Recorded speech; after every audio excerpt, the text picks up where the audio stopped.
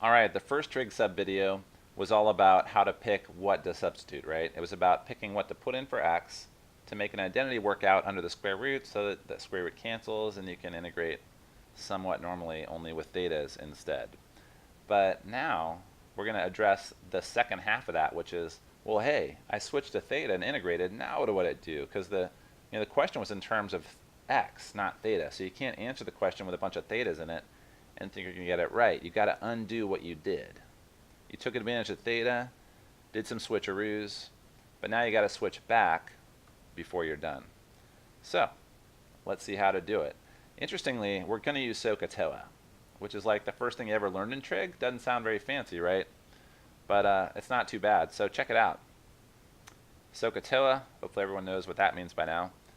Opposite hypotenuse and whatnot. So let's pretend, now I'm only going to show you the last step of the problem. I don't want to waste a lot of confusion on the integral itself. So let's say that back at the beginning of the problem, we substituted x equals 4 sine theta. Well, it turns out this right here is a SOHCAHTOA expression. So if you just solve for sine theta by dividing both sides by 4, that goes away, and you got sine theta equals x over 4. So what you do is you draw a right triangle with a theta in it, and if I were you, I would always draw it the exact same way, same orientation, everything, just so nothing gets confused. And now that we're saying the sine is x over 4, right? So that means that this must be the opposite side, and this must be the hypotenuse.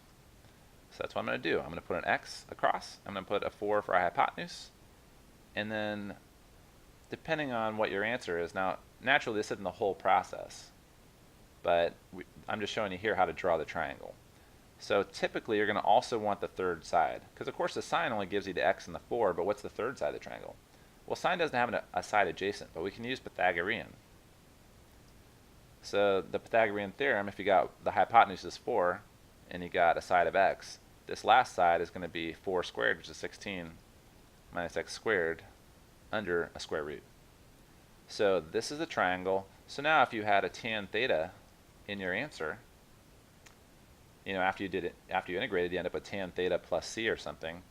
Well, you need to switch tan theta, right? But all you're going to do is say, oh, well, tangent of theta, look at that. That's x over this square root thing. So just replace tangent with x opposite over the adjacent. And then, of course, still got that plus c, but c doesn't have any thetas in it, so you don't have to convert it. So you're just left with a c, and there's our answer. So that's how we do the switcheroo back, the unswitcheroo. What happens if our original substitution was x equals tangent theta? Now, you'll notice there's no coefficient here, so you might be thinking, Chris, tangent is a fraction. It's opposite over adjacent. So where's the fraction? Well, if there's an x, there's a 1 under it, isn't there? So if there's nothing else in the problem, if there's no 2 or whatever to divide by, just throw that 1 under there. So the tangent of theta is going to be the opposite over adjacent. And of course, if we need it, we can get the third side with Pythagorean, so that's just going to be x squared plus 1 under the square root. So now if our answer was something like sine squared theta, then you're like, oh, well, the sine of this thing is x over x squared plus square root of x squared plus 1. So sine is x over square root of x squared plus 1, and then that's sine squared, which means I have to square the theta. Don't forget your plus c, so easy to do. So then you square that out and you get x squared over x squared plus 1 plus c. Pretty cool, right? Just draw the triangle, throw what you know onto it, and then you can pick off any other trig functions you need. Alright, secant. Seems harder, but is it really so bad? Because if the secant theta, secant is just the reciprocal of cosine. So if secant is x over 1, that means that the cosine equals 1 over x. Just flip the fraction. And of course, since there wasn't a fraction really, I'll just throw in the imaginary 1 so I can flip it. So I got 1 over x. So that means I got a 1 and an x. And this will be square root of x squared minus 1. Pretty exciting stuff, right? Alright, so let's kind of put it all together here for a second. Let's say that we had gotten this was the original problem we started with. And then after we did our trig substitution with x equals tan theta, we were able to integrate and get this. So this is our answer in theta form. There's no triangle yet, so on your paper, you're going to have to draw the triangle. So you're going to draw a triangle, always in the same orientation to make everything obvious, and always want to do it the same way each time, right? So it's really easy to memorize and just get in the habit of doing it the right way. So remember, to get the triangle, I only look at this. I don't look at this. I don't look at the original problem. All I care about is the sub I made. So it's x equals tan theta, which means tan theta equals x over 1. So tan theta is x over 1. And so now that I've got this, I want cosine theta plus c. Cosine is this adjacent over hypotenuse. So cosine theta becomes 1 over square root of x squared plus 1 and plus c. Pretty excellent, right? So you can see how it gets a little more confusing in context, because by the time you get to this point in a problem, you've written down so much stuff. You have the original, then you wrote down x equals this, then you did a bunch of simplification steps in order to get something that's integratable, then you integrated it. So you're halfway down the page at this point by the time you're drawing your triangle. So that's why I'm just emphasizing this step all by itself, that just take the original substitution, draw a triangle, and then use that to translate your theta answer into x's. Alright. What if we got this answer by subbing x equals 2 sine theta? Now let's see. First of all, we got to solve, divide both sides by 2.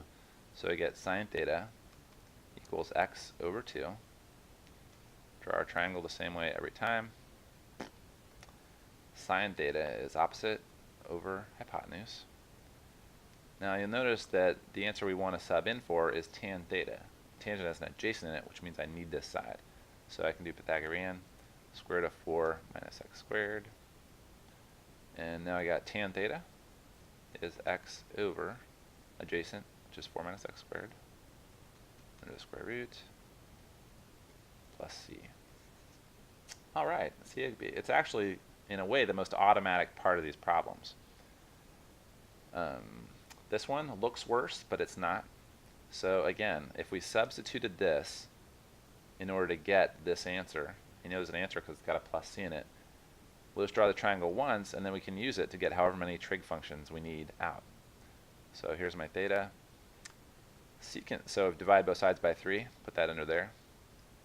So secant theta equals x over 3, which means that cosine theta equals 3 over x. So if I flip, I flip secant, that means I flip x over 3 to be 3 over x. So adjacent side is 3, hypotenuse is x, and then we make this side the square root of x squared minus 9. So cosine theta is just 3 over x. Secant theta is just the flip of that, and also I don't even have to look at the triangle for secant theta because that's right here, so x over 3. And by the way, sometimes you don't have to draw the triangle, because if your answer happens to have the original substitution in it, so like in this case, secant theta is what we had subbed in the first place. So you could solve right away for secant theta is x over 3. Feel free to do that. My attitude is, hey, why not draw the triangle every time? It will not, I don't want to say it will never, but it will usually not get you in trouble. Yeah. Alright, so here's a tricky one. Double angle. The triangle would not appear to help us on this one because our answer is sine 2 theta. So if I draw my triangle, divide by 3. So sine theta, opposite over hypotenuse, is x over 3. So my opposite is x. Hypotenuse is 3. And this puppy would be square root of 9 minus x squared. Alright, so then when I go to substitute into my answer, which probably had a plus c in it as well, don't forget the plus c, how do I get sine of 2 theta out of this thing? Because this is a triangle with theta in it. And I can't just go around willy-nilly like doubling the triangle or trying to draw it bigger. That just doesn't work.